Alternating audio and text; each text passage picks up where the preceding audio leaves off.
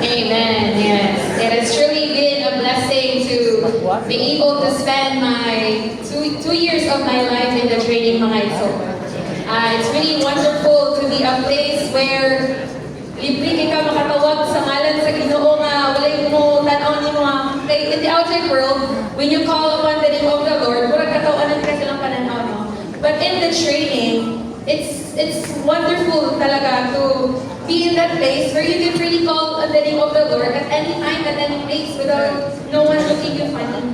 Kaya dear young people, there is no degree, no profession, no better place to go or better way to be saturated, permeated, and sold by the Lord than the full-time training.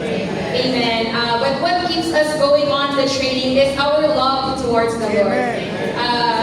Most of my batchmates, they are licensed teachers.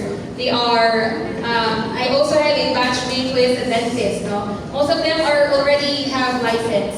And for some, pangutana sila nga, ano mo sayang-sayang maging mugduwa ka tuig nga, the world has a lot to offer to you even abroad, di ba? Ako na kayo offer ang gawas karon, especially ang mga teachers, di ba? Ako kaayo grades abroad.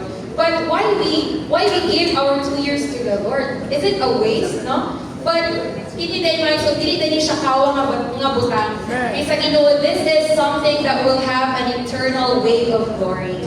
Kaya, dear young people, no, our prayer is that the Lord would really gain your heart and give your best 2 years to the Lord. Dinit siya, sayang mga igsoon. Ang sara ng buwang katuig, no? It's like a fragment of a whole. You give your 2 years, but you gain everything in the training. And praise the Lord. There Kim Sinanggobe from the church in Ligan City.